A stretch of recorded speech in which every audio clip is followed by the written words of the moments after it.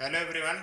आज हम MPPSC mains paper 2 part B में कल्याणकारी कार्यक्रम के अंतर्गत 10.2 में निःशक्त जन और बच्चों से संबंधित मुद्दे और इनकी समस्याएं, साथ ही साथ सरकार द्वारा चलाई जा रही कल्याणकारी कार्यक्रमों के बारे में अध्ययन करेंगे, जो कि एमपीपीएससी सिलेबस में 10 पॉइंट पर दिया हुआ है। और इससे पहले अपन वृद्धजन को पढ़ा है और अब हम पढ़ेंगे निःशक्त जन और बच्चों से संबंधित मुद्दे और कल्याणकारी कार्यक्रम। इसके अंतर्गत अपन पढ़ेंगे सबसे पहले निःशक्त जन से संबंधित मुद्दे एवं कल्याणकारी कार्यक्रम 10.2 में। ये लेक्चर नंबर 19 है। इससे पहले 18 लेक्चर हो चुके हैं। आप पूरा सिलेबस प्लेलिस्ट में जाकर देख सकते हैं। तो निःशक्त जन उन्हें कहा जाता है जो कि गवर्नमेंट के या किसी मेडिकल बोर्ड के द्वारा यह सर्टिफाई कर दिया जाए कि कोई व्यक्ति 40% अक्षमताओं के साथ कार्यरत है, तो उसे एक तरह से निःशक्त जन के रूप में माना जाएगा और उसे सभी वो सुविधाएं दी जाएंगी और ये सभी जो उनकी समस्याएं या कल्याणकारी कार्यक्रम है उनके लिए वो पात्र माना जाएगा और उसे निःशक्त माना जाएगा जो कि शारीरिक रूप से या मानसिक रूप से या किसी भी रूप से 40% की विकलांगता रखता हो, तो उसको निःशक्त कहेंगे। और उन्हीं के लिए ये सारी समस्याएं और मुद्दों के बारे में अपन यहाँ पर चर्चा करेंगे। तो डब्ल्यूएचओ की जो रिपोर्ट आई थी उस रिपोर्ट के अनुसार अगर माने तो दुनिया के लगभग 10% जनसंख्या जो है वो किसी न किसी प्रकार की निःशक्तता से ग्रसित है, या उसके अंदर विकलांगता के कोई ना कोई गुण है, या वो किसी न किसी तरह से विकलांगता से ग्रस्त है। और जो भारत के परिप्रेक्ष्य में बताया था उन्होंने, या भारत के परिप्रेक्ष्य में अपन देखें तो 2011 का जो जनगणना हुआ था, तो 2011 के जनगणना के अनुसार भारत की जनसंख्या का 2.21% लगभग 2 करोड़ 68 लाख लोग किसी न किसी प्रकार की निःशक्तता से पीड़ित हैं। 2011 की जनगणना में 8 प्रकार के शारीरिक और मानसिक कमजोरियों को विकलांगता के अंतर्गत रखा था। ये अपन आगे पढ़ेंगे, जो कि उन जिनके आधार पर ये सर्वे हुआ था या जो जनगणना में जिन आधारों को मानकर विकलांगता को घोषित किया गया था वो 8 प्रकार के हैं। इसके अलावा भारत में 2.21% विकलांग निवास करते थे 2011 की जनगणना के अनुसार। ये डाटा इंपॉर्टेंट है क्योंकि अब दोबारा जनगणना होना है तो नया डाटा आएगा, तो जो पुराना वाला डाटा है वो पूछा जा सकता है अभी एग्जाम में। इसके अलावा डब्ल्यूएचओ की रिपोर्ट में भी ये बताया गया कि 10% जनसंख्या, विश्व की लगभग 10% जनसंख्या किसी न किसी रूप से निःशक्त है या फिर विकलांग है।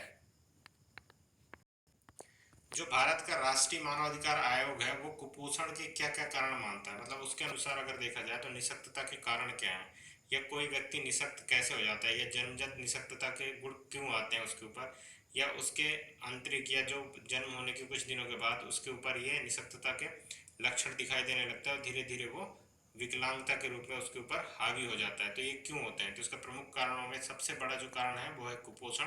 कुपोषण का जो पूरा लेक्चर है वो पहले मैंने बना दिया है और उसके बारे में बताया कि कुपोषण क्या होता है। इसके अलावा संघर्ष, लड़ाइयाँ, व्यवसायिक जोखिम, 90% जो श्रमिक हैं वो असंगठित क्षेत्र में है। ऐसा क्षेत्र जहाँ पर किसी प्रकार की कोई भी सेफ्टी, जो उनकी सुरक्षा के लिए जो मानक है उनको नहीं ध्यान दिया जाता, उन्हें किसी प्रकार की सुरक्षा प्रोवाइड नहीं किया जाता, ऐसे क्षेत्रों में 90% श्रमिक कार्यरत हैं और वो 90% श्रमिक किसी न किसी जोखिम से प्रभावित होते हैं। और दिन ब दिन यानी प्रत्येक दिन उनमें से कई श्रमिक ऐसे होते हैं जो विकलांगता के शिकार हो जाते हैं या उनके अंतर्गत किसी न किसी प्रकार की चोट या प्रभाव से उनके ऊपर विकलांगता हावी हो जाती है। इसके अलावा यातायात जोखिम, मतलब जितने भी एक्सीडेंट्स होते हैं रोड में, रोड एक्सीडेंट्स की वजह से जो व्यक्ति विकलांग होते हैं उन्हें यातायात जोखिम में माना जाता है। इस प्रकार सबसे असुरक्षित निःशक्त जनों में निःशक्त बच्चे व महिलाएं हैं। इन्हें निःशक्तता की सबसे ज़्यादा प्रॉब्लम होती है, खासकर बच्चों में और महिलाओं में। मानसिक रूप से निःशक्तता एवं एडस्पिरिट निःशक्त जन प्रमुख हैं। सबसे इम्पोर्टेंट जो किसी को संभालना होता है वो मानसिक रूप से जो निःशक्त होते हैं, जो मंद बुद्धि होते हैं या मानसिक रूप से जो विकलांग होते हैं, उनके लिए कार्य करना सबसे ज़्यादा परेशानी का सबब होता है, सरकार के लिए, परिवार के लिए, क्योंकि उन्हें जो एक व्यवस्थित समाज का स्वरूप है उसके बारे में उन्हें ज्ञान नहीं होता और वो सही गलत के बारे में डिफरेंस नहीं कर सकते। इसके अलावा जो एड्स से पीड़ित लोग हैं उन्हें भी निःशक्तता के पात्रता दिया गया है और ऐसे लोगों को सोसाइटी एक्सेप्ट नहीं करती, उन्हें हीन की भावना से देखती है, इसलिए उसे निःशक्तता की श्रेणी में रखा गया है, जबकि ऐसा नहीं होना चाहिए। एड्स के फैलने के बहुत अलग अलग कारण हैं जिन्हें लोगों के अंतर्गत एक भय है, जो कि उस भय की वजह से लोग उन्हें के साथ एक दूसरी तरह से व्यवहार करते हैं ताकि वो व्यवहार ना कर सकें। इसलिए सरकार उन्हें एक विकलांगता के ऊपर माना जाता है और इसी श्रेणी में रखा है। साथ ही साथ वो एड्स पीड़ित लोगों को मदद करना चाहते हैं, जो कि इस योजना के तहत या इसके अंतर्गत उन्हें डायरेक्ट सरकार मदद कर सकती है। आगे अपन बात करते हैं निःशक्त जनों के अधिकारों हेतु कल्याणकारी उपबंध। सरकार ने क्या क्या उपबंध किए हैं या संसद ने कौन कौन से संवैधानिक प्रावधान बनाए हैं या वैधानिक प्रावधान बनाए हैं। इसके अलावा ऐसे कौन कौन से प्रावधान हैं या संस्थाएं हैं जो निःशक्त लोगों के लिए कार्यरत हैं या उनके लिए जवाबदेह हैं। तो जो संवैधानिक प्रावधान है उनमें मौलिक अधिकार सबसे बेस्ट है, क्योंकि किसी भी व्यक्ति की जब तक मौलिक अधिकारों की पूर्ति नहीं होती वो व्यक्ति संपूर्ण जीवन या उनके जीवन पूर्ण रूप से आप ये मान सकते हैं कि वो जीवन एक तरह से व्यर्थ है। किसी व्यक्ति के अगर मौलिक अधिकारों को उसको प्राप्ति नहीं होती तो उस व्यक्ति को जीवन बहुत ही कठिनाई के दौर से गुजरता है और हर व्यक्ति को न्यूनतम जीवन और गरिमामय जीवन जीने के लिए मौलिक अधिकारों की आवश्यकता होती है। तो जो अनुच्छेद 14 है समानता का अधिकार, उसमें ये कहा गया है कि जो भारत के सभी नागरिक हैं उन्हें विधि के समक्ष या समान रूप से ट्रीट किया जाएगा, चाहे वो किसी भी तरह से अक्षमता या क्षमता हो या वो ऊंच हो या नीच हो या किसी प्रकार की इन चीज़ों को मान्यता नहीं दी जाएगी। इसके अलावा आर्टिकल 21 इसमें शिक्षा, स्वास्थ्य और भोजन के बारे में स्पष्ट रूप से कहा गया है कि हर व्यक्ति का ये जन्म सिद्ध अधिकार है या फिर उनका राइट है, बर्थ राइट है, मौलिक अधिकार है, उन्हें शिक्षा प्राप्त करने का अधिकार होना चाहिए, स्वस्थ रहने का अधिकार, स्वस्थ वातावरण में जीवन जीने का अधिकार है और उनके भोजन की व्यवस्था करने का भी अधिकार होना चाहिए। इसके अलावा जितने भी कल्याणकारी राज्य के उपबंध होते हैं या कल्याणकारी राज्य के जो कार्यक्रम चलाए जाते हैं वो अक्सर किसके अंतर्गत उनको डिजाइन किया जाता है, तो वो किया जाता है नीति निर्देशक तत्व के द्वारा।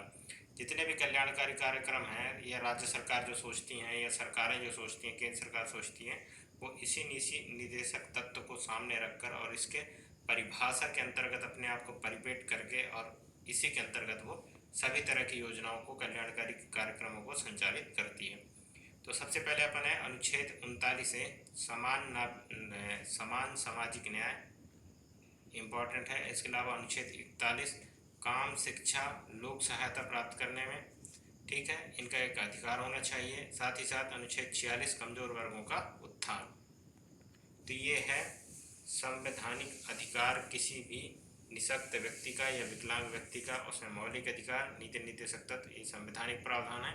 अब अपन आगे जो बात करेंगे वो करेंगे वैधानिक प्रावधान या उपबंध के बारे में। आगे है निःशक्त जनों के लिए वैधानिक प्रावधान क्या किए गए हैं। मतलब वैधानिक से संवैधानिक मतलब संविधान में क्या उल्लेख किया गया है। वैधानिक मतलब सरकार द्वारा नियम या कानून या रेगुलेशन बनाकर किन किन नियामकों को लागू करने के लिए सरकार एक तरह से सतत प्रयास कर रही है ताकि जो निःशक्त जन है उनके अधिकारों की रक्षा की जा सके। तो जो पहला है वो है निःशक्त जन समान अवसर अधिकार संरक्षण और पूर्व भागीदारी अधिनियम 1995। इसी को निःशक्त जन अधिनियम 1995 भी कहा जाता है। तो यह अधिनियम क्या है।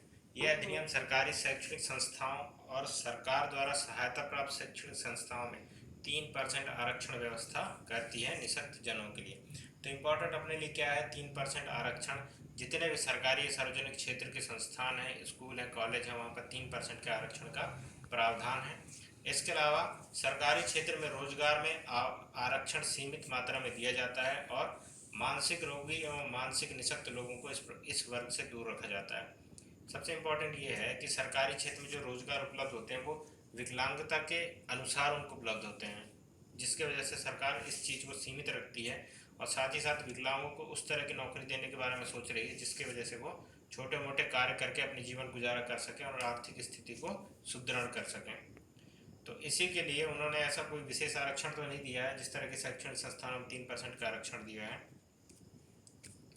अधिनियम की धारा 44 से 46 सार्वजनिक परिवहन, सार्वजनिक भवनों एवं स्थानों तक निःशक्त जनों की पहुंच सुनिश्चित करती है।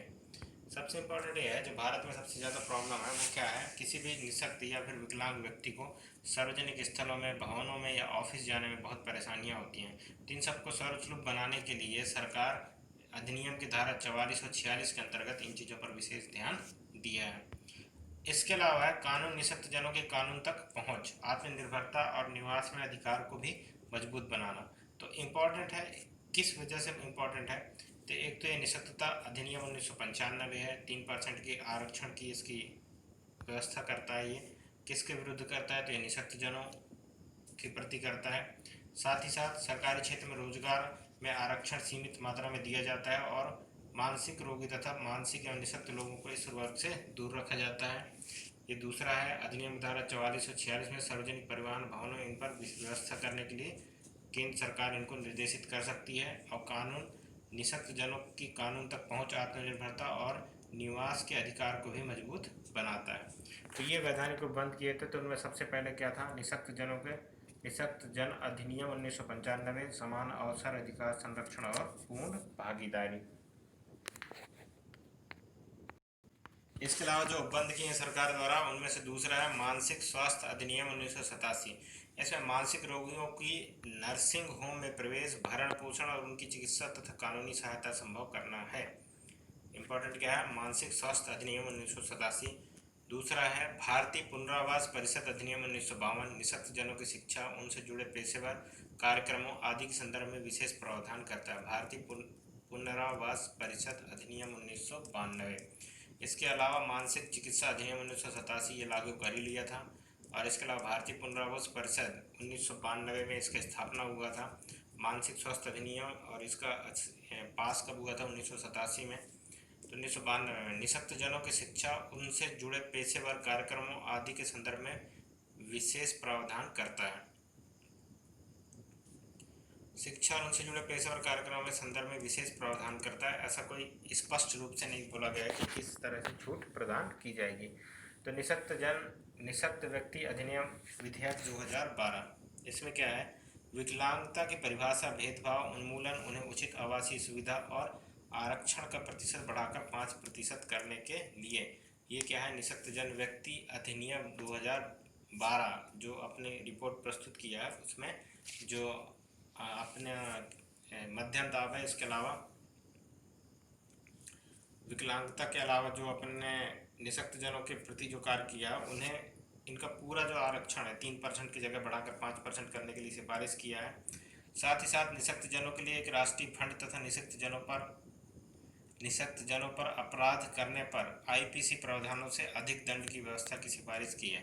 तो कुल मिला के निःशक्त व्यक्ति अधिनियम 2012 के दो ही प्रावधान है। पहला 5% आरक्षण और दूसरा अगर इन पर कोई अत्याचार करता है तो अत्याचार की जो सजा है वो दुगना होना चाहिए। ये इसकी सिफारिश है, निःशक्त व्यक्ति अधिनियम विधेयक 2012। और सबसे इम्पोर्टेंट ये है, निःशक्त जन से संबंधित मुद्दे और कल्याणकारी कार्यक्रम। यही इंपॉर्टेंट है, यही टॉपिक यहाँ से क्वेश्चन बनेगा। इससे पहले भी क्वेश्चन बन सकते हैं, बहुत इंपॉर्टेंट वो भी है, लेकिन मुद्दे और कल्याणकारी कार्यक्रम यहीं से शुरू होते हैं। तो जो पहला है वो है निःशक्तता को मापने का निर्धारित मापदंड। निःशक्तता को मापने का निर्धारित मापदंड। तो ये कल्याणकारी कार्यक्रम और निःशक्त जनों के मुद्दे के बारे में अपन बात कर रहे हैं। इसमें जो पहला है वह निःशक्तता के मापने के निर्धारित मापदंड। तो ऐसा कोई भी व्यक्ति जिसमें 40% से अधिक निःशक्तता होगी उसे निःशक्त माना जाएगा। यह निःशक्तता चिकित्सा बोर्ड द्वारा प्रमाणित होनी चाहिए। तो ये भी परिभाषा भी और ये इम्पोर्टेंट है, 40% से अधिक की निःशक्तता उसमें या विकलांगता होनी आवश्यक है। दृष्टिहीन निःशक्तता, लेंस लगाने पर दृष्टि 0/60 और 20/200 स्लेब से अधिक ना हो। ये भी इम्पोर्टेंट है, या आप टेस्ट करवा लें जो लोग भी इसके लिए अप्लाई करते हैं।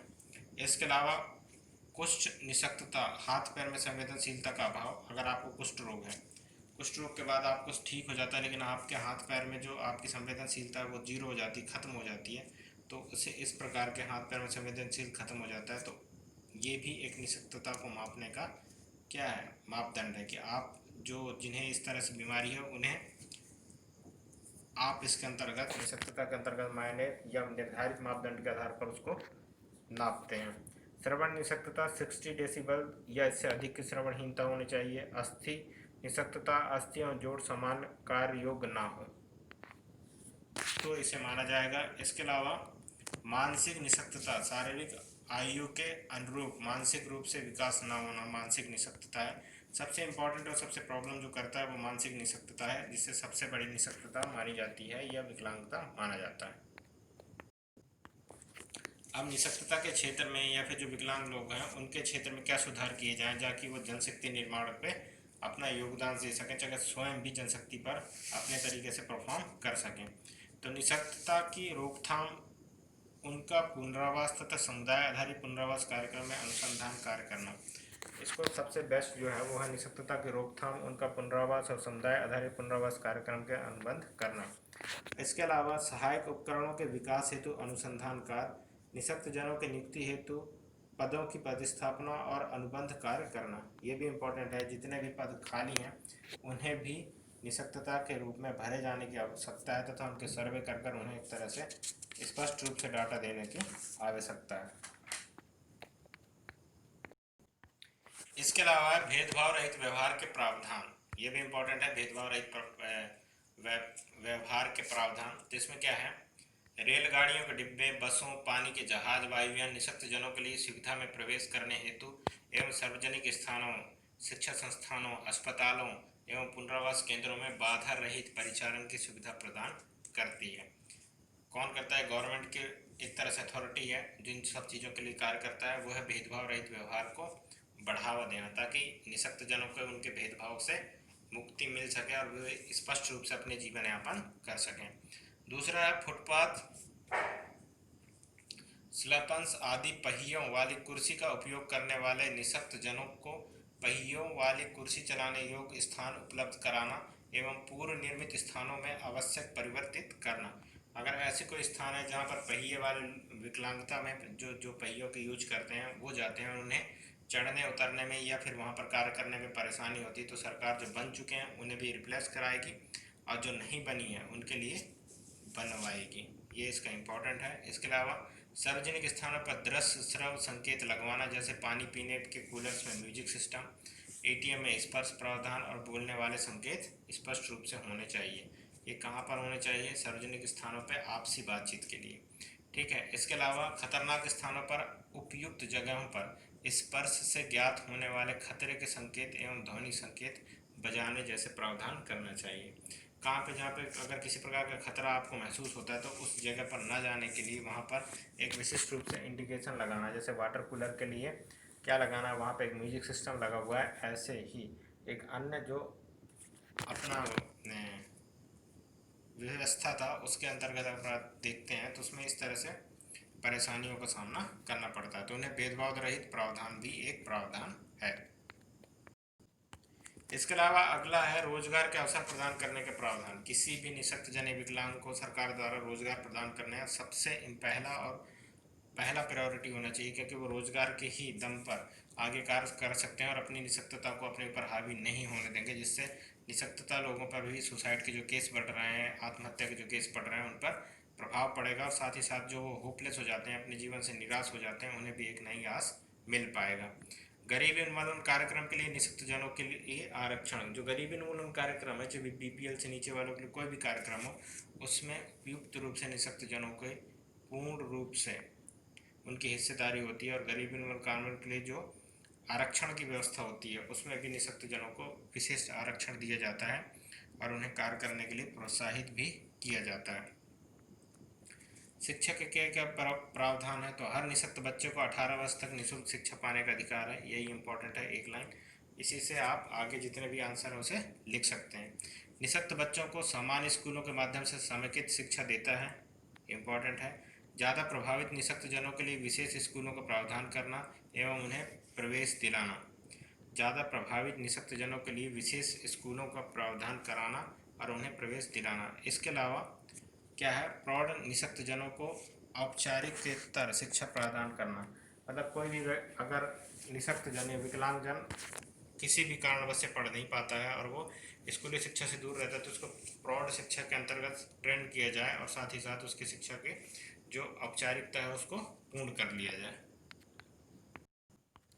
इसके अलावा अन्य प्रावधान है निःशक्त जनों के श्रेणी पर तथा दृष्टिबाधित, श्रवणबाधित, अस्थिबाधित, मानसिक रूप से अविकसित बच्चों के लिए शैक्षणिक ट्रस्ट, स्थानीय निकाय, शैक्षिक संस्थाओं आदि के माध्यम से उत्थान के प्रयास किए जाना है। निःशक्त जनों हेतु क्षमता अनुरूप छोटी छोटी दुकानों जैसे पान, चाय की दुकान, सरकारी दुग्ध वितरण अंतर्गत जो भी निःशक्त जनों के लिए मिल्क बूथ का आवंटन करना, एसटीडी, पीसीओ आदि लगाना। ये सारे काम कौन करेंगे? निःशक्त जनों के विकास के लिए कार्य किया जाएगा। सरकारी पदों पर नियुक्त हेतु समय समय पर विशेष अभियान चलाया जाना, जिससे कि निःशक्त जन ज़्यादा से ज़्यादा उस भर्ती में भाग ले सकें और जो योग्य हैं उन्हें एक विशिष्ट रूप से नौकरी करने का मौका मिल सके और शांति से वो अपनी जीवन व्यतीत कर सकें। आगे है राष्ट्रीय विकलांग संस्थान। सामाजिक कल्याण मंत्रालय सामाजिक कल्याण मंत्रालय के अधीन विकलांगता के प्रत्येक प्रमुख क्षेत्र में 4 राष्ट्रीय स्तर के संस्थान हैं। यही पूरे के पूरे जो देश में विकलांगता के स्तर है, विकलांगता के लिए जो भी परेशानियां, वो ये चारों संस्थाएं मिलकर कार्य करती हैं और उसे सॉल्व करती हैं और नए नए अनुसंधानों को भी बढ़ावा देती हैं। राष्ट्रीय अस्थि विकलांग संस्थान कोलकाता, इसके अलावा राष्ट्रीय दृष्टि विकलांग संस्थान देहरादून, राष्ट्रीय मानसिक विकलांग संस्थान सिकंदराबाद और राष्ट्रीय श्रवण विकलांग संस्थान बम्बई। ठीक है, तो ये 4 संस्थाएं हैं। ये चारों संस्थाएं एक तरह से सामाजिक संस्थाओं के रूप में कार्य करते हैं और साथ ही साथ ये सरकार के द्वारा विकलांग या अस्थिबाधित लोगों को या फिर जिस तरह से विकलांग लोगों की स्थिति है उन्हें सुधारने के लिए लगातार अनुसंधान और इनके कार्य करने की शैली को भी बदल रहे हैं। तो थोड़ी थोड़ी इनके बारे में जान लेते हैं। तो जो पहला नंबर है वो है राष्ट्रीय अस्थि विकलांग संस्थान। तो इसका जो स्थापना है वो इम्पोर्टेंट है, कई बार प्री में पूछा जाता है। तो स्थापना 1978 में कोलकाता में। स्वायत्त संस्था है, सबसे इम्पोर्टेंट ये है शीर्ष स्तरीय संस्था है। स्वायत्त संस्था के अलावा शीर्ष स्तरीय संस्था में भी इसको इम्पोर्टेंस देना है और ये काम करता है। इसके अलावा इसका एम क्या है, तो विकलांगों को व्यापक पुनरावास सेवा प्रदान करना, ये इसका व्यापक अर्थ है। किसका? राष्ट्रीय अस्थि विकलांग संस्थान का। संस्थान द्वारा प्रदत्त सुविधाएं एवं सेवाएं। तो पहले नंबर में है प्रशिक्षण। प्रशिक्षण किनको लिए? कार्मिकों को प्रशिक्षण देकर मानव शक्ति विकास किया जाएगा और ऐसे लोगों को जो कि उनके उत्थान के लिए कार्य कर रहे हैं, पैरामेडिकल स्टाफ हो या फिर अन्य स्टाफ हो, उन्हें प्रशिक्षण दिया जाएगा। Diploma in physiotherapy, occupational therapy और इसके अलावा अन्य जो भी उनके अंदर पे जो भी इस लेवल के डिग्री होंगे उन्हें इस तरह से प्रशिक्षण दिया जाएगा ताकि वो आगे भविष्य में इन चीज़ों के प्रति भी कार्य कर सकें। इसके अलावा होता है अनुसंधान। यदि अस्थि विकलांगों के पुनर्वास से संबंधित सभी पक्षों पर अनुसंधान प्रायोजित एवं औपचारिक आयोजित करता है। ठीक है, उक्त सहायक यंत्रों को डिजाइन, सुरक्षात्मक उपचार और समस्याओं का पता लगाना है और इसके अलावा जागरूकता। तो अनुसंधान सबसे इम्पोर्टेंट है। अस्थि विकलांगों के पुनर्वास से संबंधित सभी पक्षों पर अनुसंधान प्रायोजित करना। इसके अलावा उन्नत सहायक यंत्रों को डिजाइन, सुधारात्मक उपचार, समस्या का पता लगाना, ये भी जरूरी है। इसके अलावा जागरूकता बनाए रखना। इसके अलावा सहायकों एवं यंत्रों को मानकीकरण, सहायकों एवं यंत्रों को मानकीकरण एवं निर्माण तथा वितरण हेतु सबसे अधिक प्रयास इम्पोर्टेंट है। जितने भी सहायकों एवं यंत्रों के तहत जितने भी मानकीकरण किया जाना है उसमें सबसे ज़्यादा जो इम्पोर्टेंट है वो है सहायकों एवं यंत्रों का मानकीकरण एवं निर्माण तथा वितरण हेतु सबसे अधिक प्रयास किए गए। इसके अलावा जो दूसरा पॉइंट है, दूसरा है विकलांग वैज्ञानिक पैरामेडिकल साथ के साथ मिलकर सहायक क्षेत्रों पर निर्माण करते हैं। इसके अलावा पुस्तकालय एवं सूचना सेवाएं, ये भी इम्पोर्टेंट है। पुस्तकालय एवं सूचना सेवाओं का विमानन पुनर्वास के क्षेत्र में कार्यरत विद्यार्थियों को व्यावसायिकों के लिए संदर्भ में पुस्तकालय का सेवा प्रदान करना, कंप्यूटर प्रभाग की स्थापना करना, ये पुस्तकालय एवं सूचना सेवाओं के अंतर्गत आता है। आगे है विशेषीकृत सेवाएं। संस्थान ने पिछले दिनों रीढ़ की हड्डी को क्षति, post polio, pulse polio syndrome, जोड़ों के दर्द, मांसपेशियों डिसेक्टरी, अस्थि विकलांगता उत्पन्न करने वाली जन्मजात दशाएं हेतु विशेषीकृत सेवाओं का विकास किया जा रहा है। विशेषीकृत सेवाओं के अंतर्गत ये आएंगे ऐसे कोई भी हों जो बाहर से आके आपके अंदर बसते हैं, आपके एरिया में रहते हैं, साथ ही साथ जो पल्स पोलियो सिंड्रोम से पीड़ित हैं, जोड़ों के दर्द से पीड़ित हैं, मांसपेशियाँ या विभिन्न तरह के जो भी बीमारियों से पीड़ित हैं, तो उन्हें विशेषीकृत सेवाएं प्रदान करेगी। कौन करेगी? सरकार। विस्तार सेवाएं, ग्रामीण विकलांगताओं की आवश्यकताओं को पूरा करने के लिए विस्तार सेवा सुविधा को व्यवस्था की है। कैंपों का आयोजन करके ग्रामीण क्षेत्रों के विकलांग जनसंख्या को सेवा प्रदान करना है। बैंक आयोजन राज्य सरकार एवं एनजीओ के साथ मिलकर करते हैं। जो भी विशेष योजनाएं हैं या विस्तार जो भी योजनाओं का करता है वो ग्रामीण विकलांगों की आवश्यकताओं के अनुसार करता है। सबसे इम्पोर्टेंट यही है। विशेषीकृत में इसमें विशिष्ट रूप से अपन किसी से सहायता ले सकते हैं, ताकि उनके जो भी इनकम है उस हिसाब से कार्य कर सकते हैं। यही है विस्तार सेवाएं। इसमें ग्रामीण विकलांगों की आवश्यकताओं को पूरा करने के लिए विस्तार से सेवा सुविधाओं को व्यवस्था की है। जो सेकंड संस्थान है वो है राष्ट्रीय दृष्टि विकलांग संस्थान। इसकी स्थापना हुआ था 1950 में। हेडक्वार्टर कहाँ पर है? तो देहरादून में। केंद्रीय शिक्षा मंडल के अधीन दृष्टिहीनों के प्रशिक्षण हेतु, ये इंपॉर्टेंट है, केंद्रीय मंत्रिमंडल के अधीन प्रशिक्षण होंगे, जो भी प्रशिक्षण होंगे दृष्टिहीनों के कल्याण हेतु शीर्ष संस्था, दृष्टि के कल्याण हेतु शीर्ष संस्था और अन्य इसके अंतर्गत ये किया गया कि अन्य यूनिटों को एक साथ लाया गया और सभी यूनिटों को एक साथ लाकर राष्ट्रीय दृष्टिहीन केंद्र की स्थापना की जाएगी, लेकिन ऐसा संभव नहीं है। सभी राज्य सरकारें अपने स्तर पर कार्य कर रही हैं और केंद्र सरकार अपने स्तर पर, जो कि सभी राष्ट्रीय जो दृष्टि विकलांग संस्थान है वो वहाँ पर कार्य नहीं हो पा रहा है। इसके अलावा कार्मिकों का प्रशिक्षण, इसमें भी वही होगा। अल्पकालीन दीर्घकालीन प्रोग्रामों के माध्यम से दृष्टिहीनों के लिए कार्यरत कार्मिकों को आवश्यक प्रशिक्षण, ओरिएंटेशन, ज्ञानवर्धक कोर्स प्रदान करना चाहिए। इसके अलावा कार्मिकों का प्रशिक्षण ये हो चुका है। अनुसंधान एवं विभाग विकास, तो संस्था में दृष्टिहीनों को बड़े स्विच बोर्डों पर टेलीफोन ऑपरेटर के रूप में कार्य करने योग्य बनाने हेतु टेलीफोन प्रणाली का विकास है। इससे हिंदी में ब्रेल आयुष लिपि का भी स्थान पर विकास किया जाता है। तो अनुसंधान एवं विकास, सूचना एवं जनशिक्षा संस्थान लगभग 170 दृष्टिहीन स्कूलों से आंकड़े प्राप्त किए हैं, जिससे दृष्टिहीन स्कूलों को डायरेक्टरी के रूप में प्रकाश किया जा सके। सूचना एवं शिक्षा के अनुसार एक अच्छा पहल है कि उन्होंने जितने भी विकलांग बच्चे हैं या मानसिक रूप से कमजोर बच्चे हैं, उनकी दृष्टिहीन से लेकर सभी स्कूलों को शिक्षा दी जाती है और इसके बाद उनके स्थिति के हिसाब से उसे आगे की पढ़ाई के लिए छोड़ दिया जाता है। आगे है राष्ट्रीय मानसिक विकलांग संस्थान। स्थापना 1984 में। ये भी एक स्वैच्छिक संस्था है। इसका एम है मानसिक रूप से विकलांग व्यक्तियों के लिए पुनरावास और देखभाल के समुचित प्रतिमान विकसित करना। पुनरावास और देखभाल ये सभी के लिए इम्पोर्टेंट है। सभी चीज़ों में ये एक फोकस चीज रहा है। कुछ चीज़ों में मानसिक विकलांगों को सेवा प्रदान करने हेतु मानव संसाधन विभाग इस क्षेत्र में अनुसार कार्य कर रहा है एवं समन्वय स्थापना करने की कोशिश कर रहा है। स्वयंसेवी संगठनों को परामर्श सेवा देना तथा उनकी अच्छी सहायता करना, यह राष्ट्रीय मानसिक विकलांग संस्थान का एक रूप है। तो राष्ट्रीय मानसिक विकलांग संस्थान क्या क्या करता है? तो वो करता है विशेष शिक्षा केंद्र, 3 से 15 वर्ष के आयु वर्ग के 50 बच्चों को दिवसीय देखभाल सेवा प्रदान करना, अन्य अध्यापक प्रशिक्षणों को ओरिएंटेशन प्रदान करना। ये विशेष शिक्षा केंद्र की स्थापना के लिए है। अनुसंधान, मानसिक विकलांगता से संबंधित विभिन्न पक्षों में समस्याओं का अध्ययन करना और गहनता से अध्ययन करते हुए उनके विकलांगता के लिए भी रिपोर्ट जारी करना। और विस्तार सेवा, मानसिक विकलांगता व्यक्तियों को उनके परिवारों तक सेवाओं की पहुंच को सुनिश्चित करता है। तो ये है इम्पोर्टेंट। इसके अलावा अन्य जो है वो है माता पिताओं को मार्गदर्शन, गोष्ठियों एवं कार्यशालाएं, समाचार पत्र एवं पत्रिकाएं और प्रशिक्षण सुविधाएं, ये सभी सुविधाएं प्रदान की जाएंगी सरकार के द्वारा। किसके अंतर्गत? राष्ट्रीय मानसिक विकलांग संस्थान के अंतर्गत।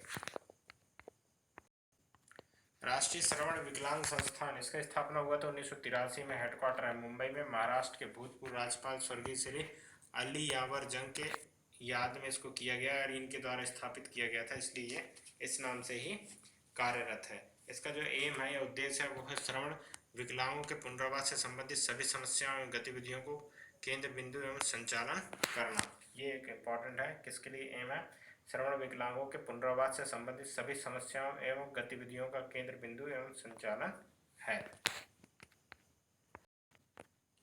अभी एक तरह से योजना है निःशक्त छात्रवृत्ति योजना, जो अपन वंचित वर्गों के लिए भी छात्रवृत्ति योजना सरकार चलाती है, वैसे ही निःशक्त जनों के लिए भी छात्रवृत्ति योजना चलाती है। इसका एम क्या है? प्रदेश के निःशक्त छात्रों को शिक्षण प्रशिक्षण के क्षेत्र में आर्थिक रूप से मजदूर देकर कोई उन्हें आत्मनिर्भर बनाने का प्रयास करना, ये एम है निःशक्त जनों में। इसके अलावा योजना एवं स्वरूप का कार्यक्षेत्र, प्रदेश में सभी वर्ग के लिए निःशक्त छात्र छात्राएं जो पूर्व प्राथमिक शाला से स्नातकोत्तर व्यावसायिक स्नातक परीक्षा में नियमित रूप से शिक्षण प्रशिक्षण प्राप्त कर रहे हैं, उन्हें इस योजना के निम्नानुसार निरस्त छात्रवृत्ति स्वीकृत की जाती है। निम्नानुसार निःशक्त छात्रवृत्ति स्वीकृत की जाती है। छात्रों को प्राथमिक से उच्चतर माध्यमिक स्तर तक 10 रुपये अतिरिक्त स्वीकृत किया गया है, ये किया जाता है। राज्य छात्रवृत्ति तो प्राथमिक स्तर में प्रतिदिन 25 रुपये प्रतिमाह और माध्यमिक स्तर पर 30 रुपये प्रतिमाह और उच्चतर माध्यमिक स्तर में 35 रुपये प्रतिमाह। और 9th से 12th तक के लिए IIT जो है उसमें 85 और 104 इतने नंबर का कट ऑफ है। इसके अलावा BA BCom BSc है तो 125 180 ये रूप है। इसके अलावा माता पिता की आय 9,600 से अधिक होनी चाहिए, तभी उन्हें छात्रवृत्ति के लिए उपलब्ध माना जाएगा, या फिर किसी भी तरह से उन्हें छात्रवृत्ति देने के लिए मजबूर नहीं किया जा सकता। और उनके माता पिता जो आय है उसको ही अभी इस साल का भरे नहीं है, जो फीस है एनुअल के रूप में। तो ये सारे हो गए निःशक्त जनों के लिए कल्याणकारी कार्यक्रम, मुद्दे और इनकी जो समस्याएं हैं उनके बारे में। अपन अब बात करते हैं बच्चों से संबंधित मुद्दे और कल्याणकारी कार्यक्रम, ये बहुत इंपॉर्टेंट है। तो इसमें क्या है, बच्चों की समस्याएं, अच्छा बड़ा डिपार्टमेंट है बच्चों की समस्याएं। तो इसमें क्या है, 5 वर्ष से कम आयु के बच्चों में कुपोषण का बढ़ता ग्राफ, ठीक है, ये सबसे बड़े बच्चों के लिए कल्याणकारी कार्यक्रम। तो अभी बच्चों की जो समस्याएं हैं उसके बारे में है। 5 वर्ष से कम आयु के बच्चों में कुपोषण का बढ़ता ग्राफ, बच्चों का बढ़ता दुर्व्यवहार, ग्रामीण बालिकाओं के बीच में ही स्कूल शिक्षा छोड़ देने की बढ़ती संख्या, इसके अलावा सफाई सुविधाओं पर, स्वच्छ पेयजल पर विशेष ध्यान, अन्य अन्य शिशु मृत्यु दर 0 से 6 वर्ष में, आयु वर्ग में लिंग अंतर बढ़ रहा है, टीकाकरण सुविधाओं का अभाव,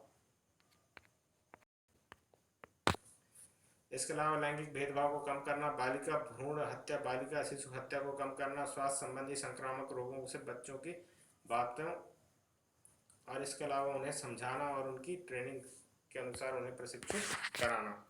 बच्चों के कल्याण हेतु कार्यक्रम,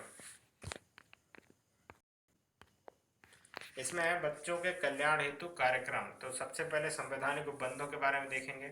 वो है, भारत में विश्व का 19% बच्चे हैं जिनमें 40% असुरक्षित हैं, और इसी पर ध्यान देना बहुत इम्पोर्टेंट है, क्योंकि आगे जो भविष्य है वो हमारे बच्चों पर निर्भर करते हैं। और बच्चों के अगर असुरक्षित माहौल है या उनकी कोई भी किसी भी रूप से वो ऑफिस में नहीं मिल पाते, तो इससे ऑफिस की जो एक कार्य है उस पर अपन देख सकते हैं कि भारत में विश्व का 19% जो बच्चे हैं, जिनमें से 40% जो हैं वो असुरक्षित हैं, और उनके कार्य के लिए प्रति अपन को एक संवैधानिक उपबंध करना ही पड़ेगा।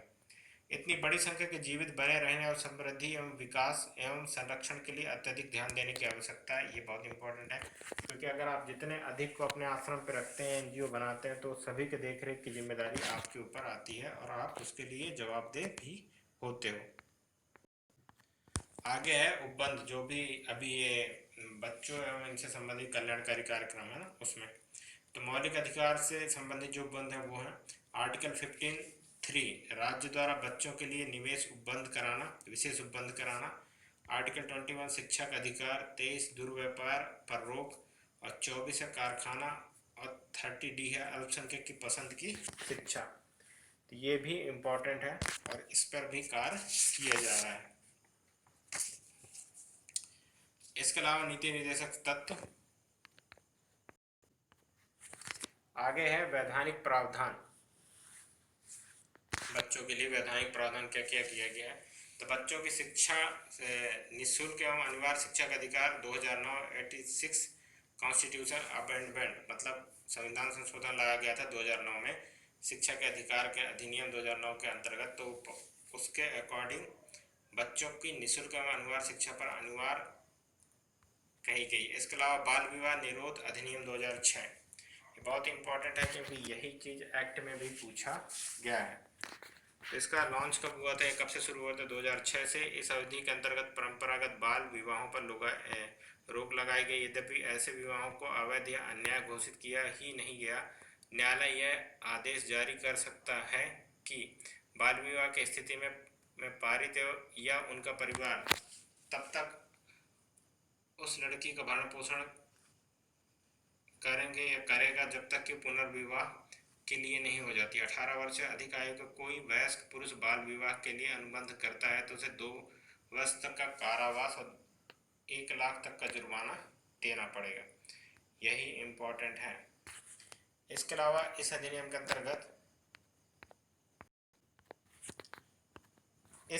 अंतर्गत बाल विवाह निषेध अधिकारी की नियुक्ति की जाएगी, जिससे लोक सेवक का दर्जा दिया जाएगा। साथ ही साथ न्यायालय को स्वतः ही संज्ञान के आधार पर किसी कार्यवाही को करने का अधिकार होगा। अब इसके अलावा किशोर न्याय अधिनियम 1986। यह अधिनियम बिना न्यायिक कार्रवाई के उल्लंघन के समाज के बालकों के एकीकरण का अधिकार प्रदान करता है। सबसे इम्पोर्टेंट यही किशोर न्याय अधिनियम में, इसमें बच्चों के लिए यह अधिनियम बनाया गया और वही अपने मौलिक अधिकारों को प्राप्त करने हेतु लड़ सकते हैं। इसमें 18 वर्ष से कम आयु के हर व्यक्ति को किशोर माना जाता है और दोनों ही आश्रित या लक्षित किशोर समूह को चिन्हित किया गया है। ऐसे बालक जिन्हें देखभाल एवं संरक्षण की आवश्यकता है एवं ऐसे बालक या किशोर जिसे विरुद्ध कानूनी प्रक्रिया चल रही है, दोनों की स्थिति में बालकों को सर्वोत्तम देखभाल व संरक्षण तथा उनके अधिकारों को संरक्षित रखता है। इसके अलावा बच्चों का लैंगिक अपराधों से संबंधित अधिनियम, ये भी इम्पोर्टेंट है। यह अधिनियम 18 वर्ष से कम उम्र के बालकों पर लागू होता है, जो कि बालकों की यौन उत्पीड़न एवं पोर्नोग्राफी के संरक्षण प्रदान करता है। इस प्रकार के अपराधों के लिए साधारण दंड से लेकर लंबे एड्स कारावास तक की यह सजा पॉसिबल है। साथ ही बालकों की सुरक्षा के लिए राष्ट्रीय बाल अधिकार संरक्षण आयोग, राज्य बाल अधिनियम संरक्षण अधिनियम का गठन किया गया था, ताकि एक व्यवस्थित रूप से शिक्षा मंडल के अंतर्गत कार्य हो और परीक्षाओं की जो स्थिति है उसे स्पष्ट किया जा सके।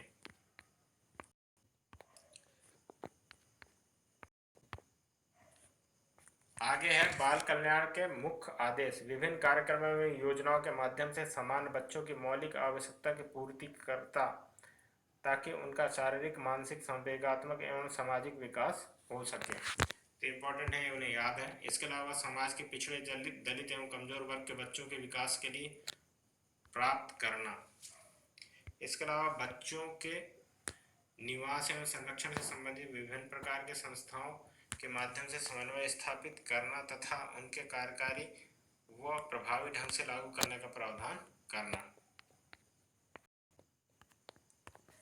आगे है बच्चों के कल्याण एवं संरक्षण के लिए अंतर्राष्ट्रीय, राष्ट्रीय तथा स्थानीय स्तर पर उपलब्ध साधनों का पता लगाना तथा प्रतिनिधित्व, प्राथमिकता के आधार पर उनका उपयोग करना। कल्याणकारी कार्यक्रम एवं योजनाओं को इस ढंग में चलाना कि प्रत्येक बच्चे में आवश्यकता, आपबीती एवं विकास न हो, बल्कि स्वयं विकास के अच्छे जागृत हों। आगे है कारखाना अधिनियम 1948। यह अधिनियम 15 वर्ष के आयु वर्ग के पूरी कर चुके बालकों को अल्पवयस्क तथा 15 से 18 वर्ष के आयु के बालकों को किशोर मानता है। अल्पवयस्क को शारीरिक चोट पहुंचाने को वाले किसी महीने पर काम की संभावना एवं किशोरियों कारखानों से 4.5 से अधिक काम कराना नहीं है अलाउ।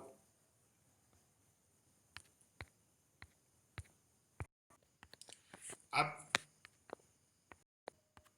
बाल संरक्षण के लिए कौन कौन सी संस्था हैं उनके बारे में बात करते हैं। तो राष्ट्रीय बाल अधिकार संरक्षण आयोग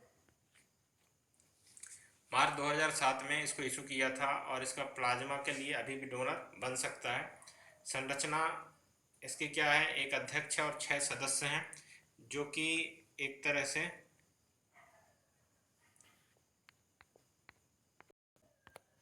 और कार क्या है, तो बाल अधिकारों के उल्लंघन के संबंध में पूछताछ, बाल अधिकारों से संबंधित उपाय के संबंध में केंद्र सरकार को सम्मान और अनाज, दुखी व उपेक्षित पृष्ठभूमि के बच्चों के विशेष देखभाल एवं संरक्षण, बाल गृह एवं अन्वेषण गृहों की छानबीन, आतंकवाद, सांप्रदायिकता, हिंसा, दंगे, घरेलू हिंसा, HIV प्रमाणित पोर्नोग्राफी, वेश्या शिकार, बच्चों के संबंध में प्रतिक्रिया,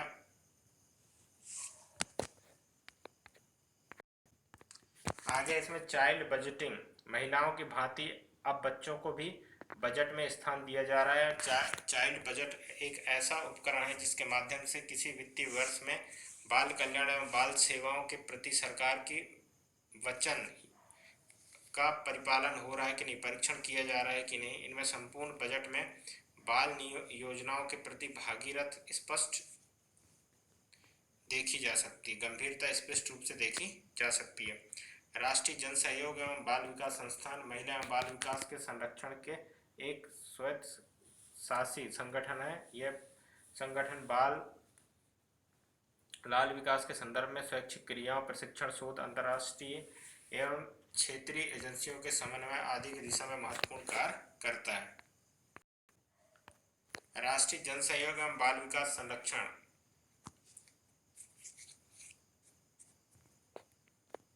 महिला बाल विकास के संरक्षण में एक स्वयंशासी संगठन है। यह संगठन बाल विकास के संदर्भ में स्वैच्छिक क्रियाओं के प्रशिक्षण, शोध, अंतर्राष्ट्रीय एवं क्षेत्रीय एजेंसियों के समय समय पर आदि दिशा में महत्वपूर्ण कार्य करता है। इसके अलावा 1975 में स्थापित यह संगठन एकीकृत बाल विकास के कार्यक्रमों को प्रशिक्षित करने के क्षेत्र में एक शीर्ष संस्था के रूप में कार्यरत है और इससे प्रमुख पहल कार्यक्रमों में सफलता प्रोजेक्ट इंदिरा गांधी एक तरह से चलाया जा रहा है।